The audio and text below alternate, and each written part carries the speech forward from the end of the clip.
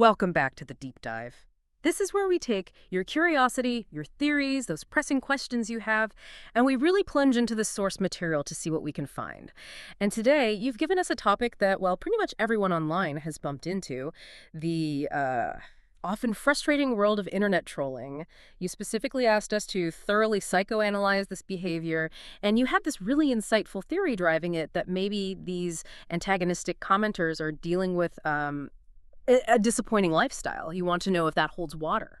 And you're really onto something there. It's a topic that psychologists, sociologists, communication scholars, they've all been digging into this for years now. So your curiosity, spot on. Our mission today is exactly that, to break down this antagonistic, or as you put it, edgy commenting online. We're going to look at it from multiple angles, really aim for that full psychoanalysis you asked for, to give you a clearer picture of what's going on behind the screen. Okay, so let's start there. You, our listener, suggested trolls might be battling personal dissatisfaction. Does the research back that up? What are the core psychological drivers here? It's a strong intuition, and yes, the sources definitely confirm it. A lot of trolling behavior does seem to stem from unresolved anger, maybe disappointment, or just a general sense of dissatisfaction with their own lives. When they lash out online, it often provides this sort of temporary but pretty superficial feeling of power. Maybe even a bit of relief, like a strange kind of catharsis. It's basically a projection of their own frustration.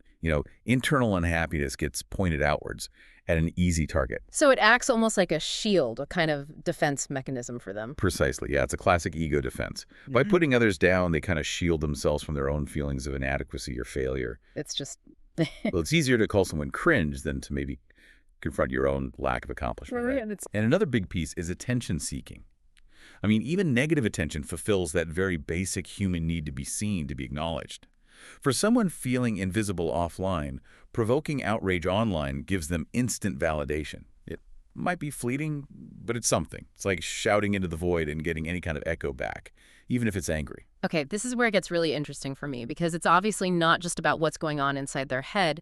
The online environment itself seems crucial, doesn't it? What parts of the internet help this behavior take root? Oh, absolutely. The environment is key.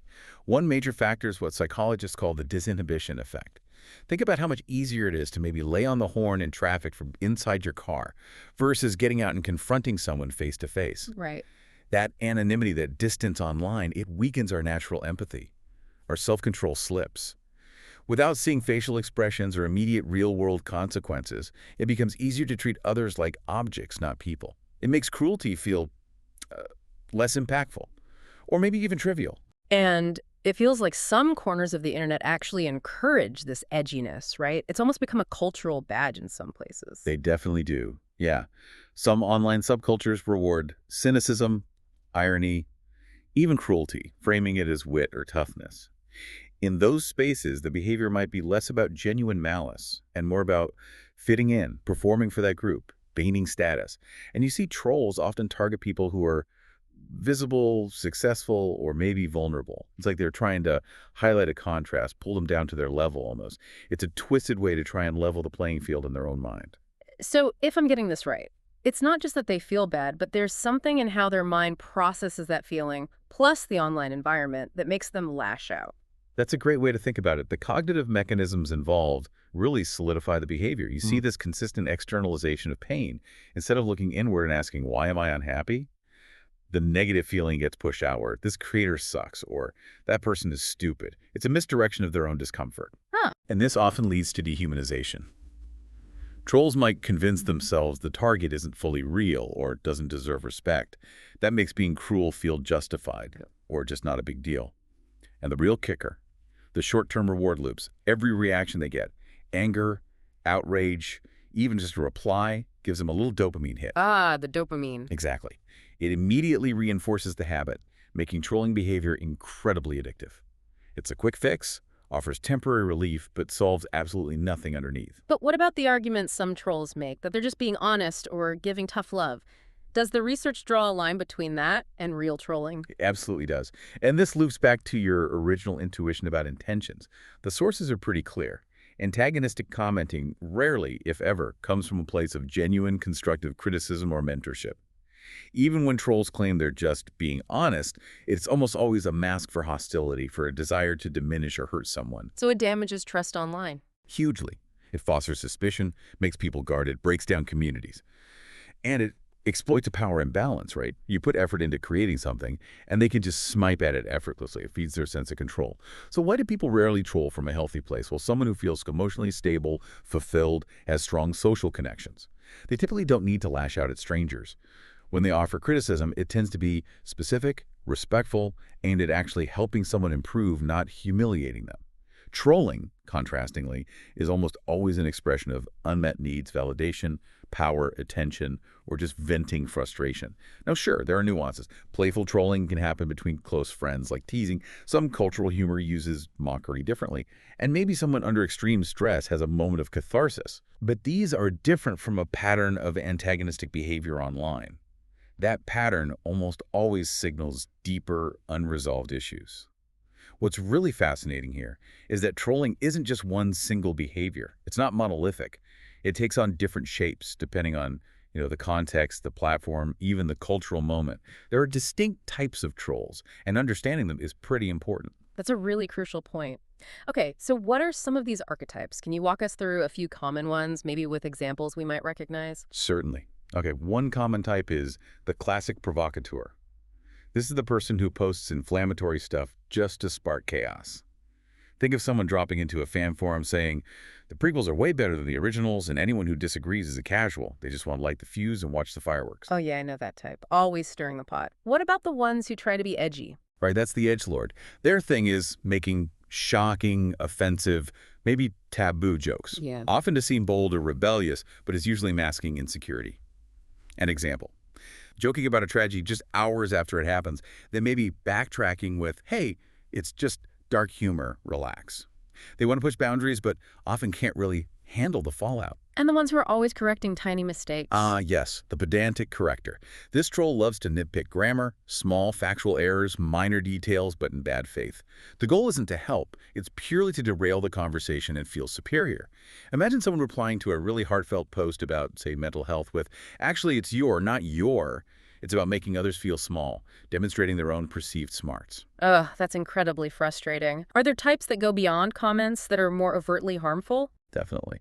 The sadistic harasser goes further. They might send abusive DMs, spam someone's posts, or even engage in doxing, publishing private information.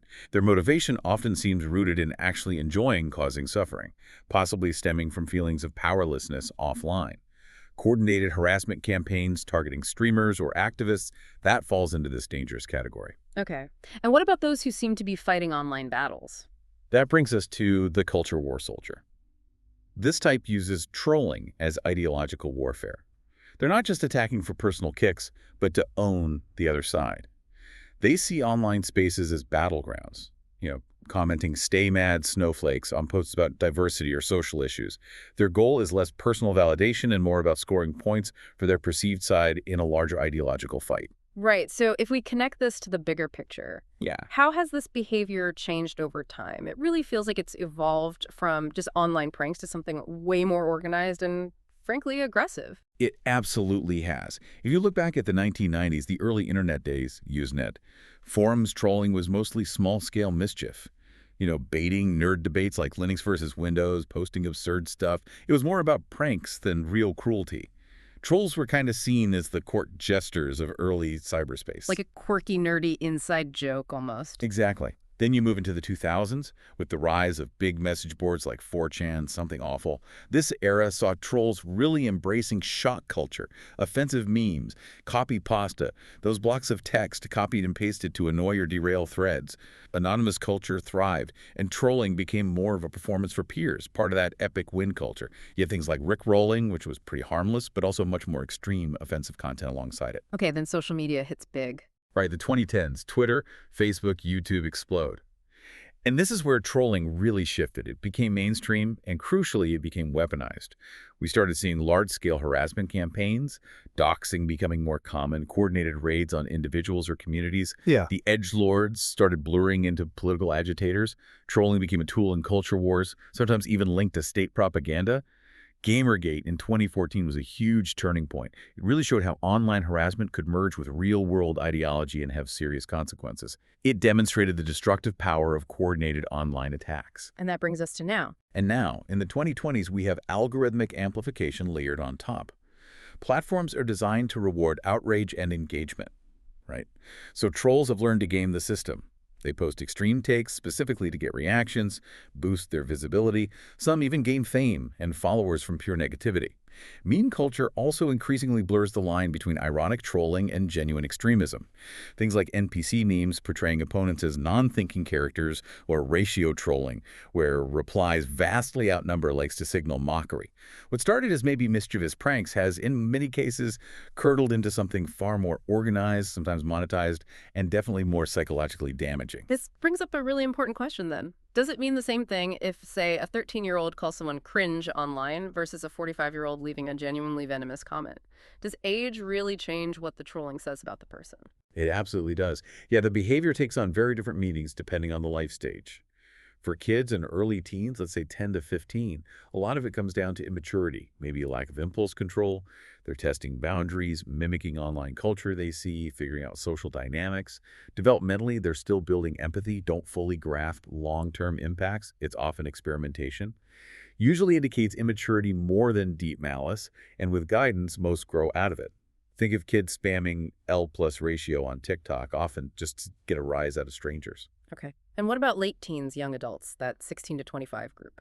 For this age group, trolling often gets tangled up in identity building. They might adopt an edgy persona to get validation from online peers. It can also be a form of rebellion against perceived authority or social norms. Psychologically, they're grappling with self-esteem, belonging, so trolling can mask insecurity or feelings of alienation. If it's persistent, it might suggest deeper discontent is brewing. They might be the ones posting offensive memes under the banner of free speech to seem tough or fearless. Still figuring things out, but maybe with a bit more awareness. What about adults in their 20s and 30s? By this age, you'd expect empathy and foresight to be much more developed. So when adults in their 20s and 30s are habitually trolling, it often reflects unaddressed stress, maybe bitterness, or a continued need for external validation. It could be a way to vent frustrations from work or life, or a form of escapism if other goals aren't panning out.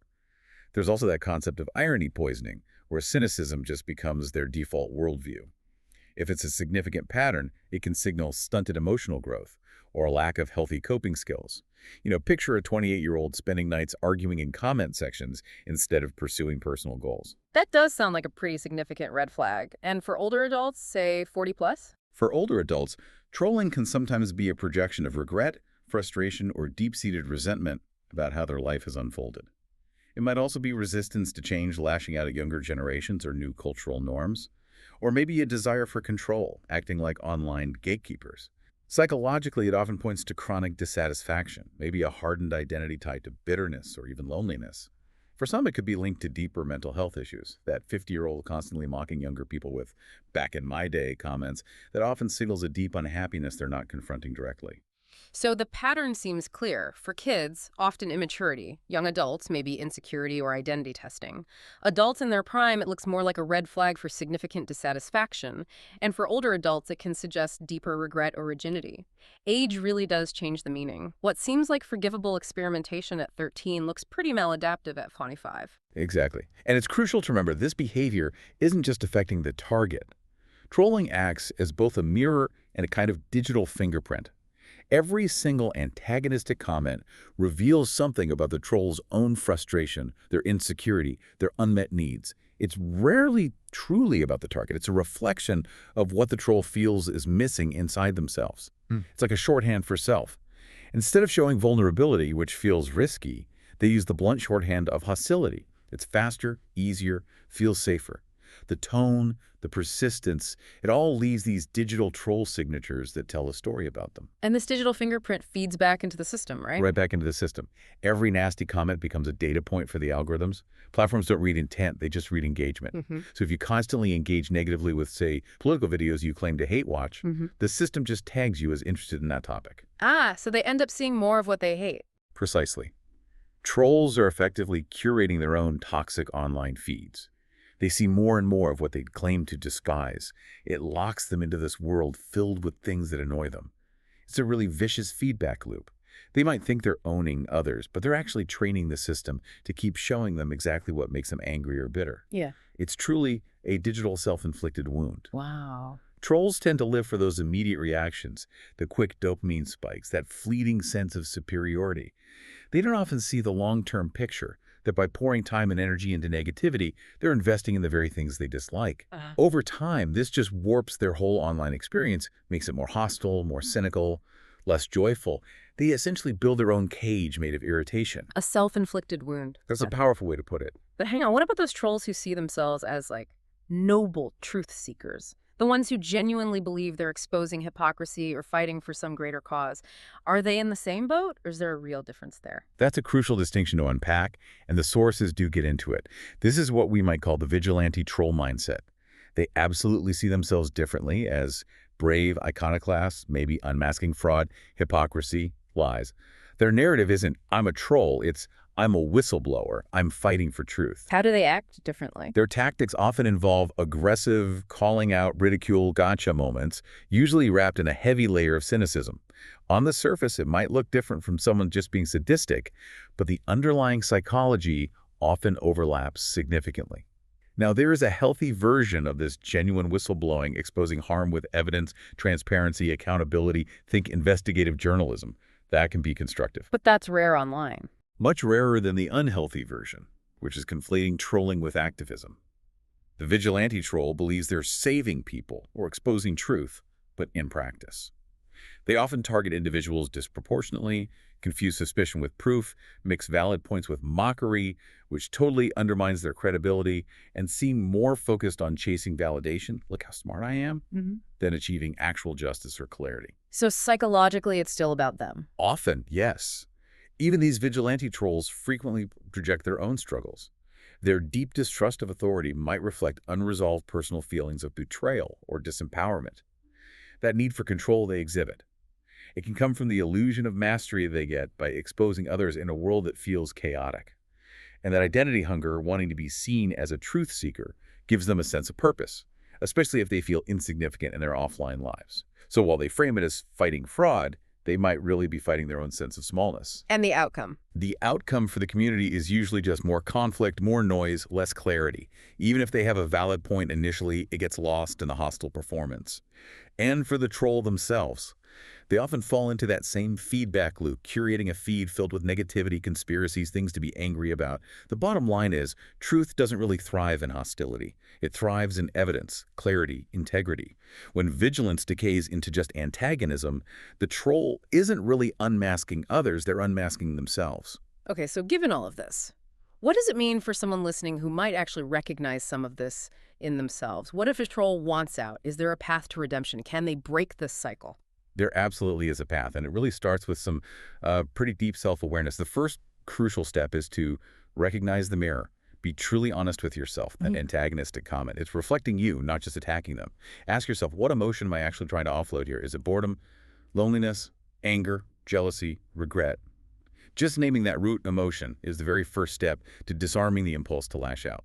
Okay, so identify the feeling. What's next? Second, you have to consciously break the dopamine loop. Trolling feels rewarding because the reaction is instant, right? But that's not real fulfillment. It's just junk food dopamine. So pause before posting. Seriously, count to 10. Ask, is this comment truly about the issue, or is it about making me feel better right now? Try redirecting that energy. If you feel the urge to type an insult, maybe write it down privately, then just delete it. Replace it with something constructive or even just neutral. And crucially, starve the algorithm. Stop commenting on stuff you hate. Ignore it, mute it, block it. Over time, this really helps detoxify your feed. So instead of chasing that negative validation, they need to find real positive validation elsewhere. Exactly. Trolls often chase any attention because they feel unseen. The goal is to shift from negative validation, getting angry replies, to positive validation. Maybe join an online community around something you genuinely love. Start commenting supportively. When you uplift others, you often get gratitude back, and that's a much stronger, healthier fuel for your self-worth. Or work on skills or hobbies offline where you can see tangible progress. Okay, that makes sense. What else? The fourth step is about actively rebuilding the narrative. Trolls often unconsciously create this kind of tragedy narrative for themselves. I lash out because the world sucks, or I'm bitter, I'm unseen. Redemption means rewriting that script. Instead of being the antagonist in your own story, ask, what if I tried being the mentor, the builder, the encourager? This isn't about pretending to be happy all the time. It's about authenticity. Share struggles, maybe, but without masking them with cruelty. Vulnerability actually earns connection, not isolation. Replacing cynicism is probably key, too. Huge. Step 5. Replace cynicism with curiosity. Trolls often act like they've already got everyone and everything figured out. That's cynicism, and it's the enemy of growth. Curiosity is the antidote. Try asking questions instead of throwing stones online. Approach differences with genuine interest, not immediate attack. Shift from trying to own others to trying to understand others, even if you disagree. It feels slower, maybe less immediately satisfying than a zinger, but it's infinitely more sustainable for your own peace of mind. And Finally, forgive yourself and move forward. If you look back and recognize you've been a troll, don't let shame paralyze you. Honestly, most people have probably said unkind things online at some point. The key isn't demanding past perfection. It's about course correction now. Apologize if you feel it's needed and possible. Stop engaging in the harmful cycles. And be patient with yourself. It takes time to rewire habits and thought patterns. The path out is really about reclaiming authorship over your own story. It's about being brave enough to admit, this behavior isn't who I want to be anymore. That sounds like a powerful journey, but definitely challenging. You mentioned earlier that not all trolls are the same. Does that mean the redemption path needs tailoring too? Absolutely. A bored kid probably needs different outlets and guidance than a deeply bitter, older adult, right? Although that core theme of unmet needs is often shared, how they find new validation or address the underlying issues will likely differ. And what about the social side? If trolling has become like social currency for someone in their online group, is quitting, like risking getting kicked out of their tribe? It could definitely feel that way, yeah. Breaking free sometimes means finding or building a new community, not just changing the habit within the old one. The social pressure to conform, even to toxic norms, can be incredibly strong. You also touched on how that line between playful and malicious trolling can get blurry. Does that make it harder for someone who maybe started out just joking? It can, yes. Some people might start playfully, but gradually harden into real cruelty without even fully realizing it happened. It's like the gambler who starts for fun and then finds themselves addicted. That changes the level of self-awareness and accountability needed for redemption, because they might not even recognize how far they've shifted. That first step, recognizing the mirror, becomes even more critical for them. And finally, you pointed out algorithms amplify this, but they don't create the root bitterness. So even if someone cleans up their feed, the core work is still internal. Precisely.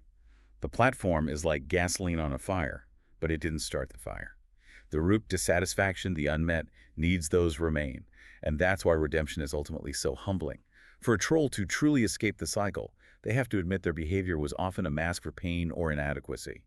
That requires humility, the very opposite of the puffed-up, armored posture they've likely adopted online. The hardest step often isn't stopping the typing. It's confronting the vulnerability underneath it all. Okay, so the main takeaways for you, our listener, seem pretty clear. First, trolling is fundamentally a mirror. Every hostile comment says more about the troll's inner world than about their target. Second, it almost always roots in some kind of dissatisfaction, boredom, insecurity, bitterness. It's an unhealthy way to project those feelings, often made easier by the online environment. Third, it creates a self-inflicted feedback loop. Engaging negatively trains the algorithm to show you more things that frustrate you, trapping you in negativity. Fourth, it's addictive, but ultimately shallow. That dopamine hit from provoking a reaction fades fast, leaving more bitterness, not fulfillment. It ends up being this public record, almost a tragedy narrative documenting pain and hostility. But finally, and this is crucial, redemption is possible. By recognizing that mirror, consciously breaking the cycle, and choosing vulnerability and curiosity instead, trolls can rewrite their story and find genuine connection and validation. Trolling is not cleverness. It is confession. It's the shallow shorthand of someone unwilling or maybe unable to face themselves. They feed an algorithm that rewards their misery. It helps build the bars of their own cage. Each insult typed isn't really a strike against someone else. It's a fingerprint of their own dissatisfaction left on the permanent record of the internet. To keep going is to write a tragedy where you're playing both the villain and the victim. But there's always another option. To stop performing pain as if it were power. To choose growth over bitterness, curiosity over cynicism, honesty over hostility. The simple truth is, trolling rarely hurts the target nearly as much as it corrodes the troll from the inside out. And the moment you truly recognize that, you can stop being just a cautionary tale and start being human again.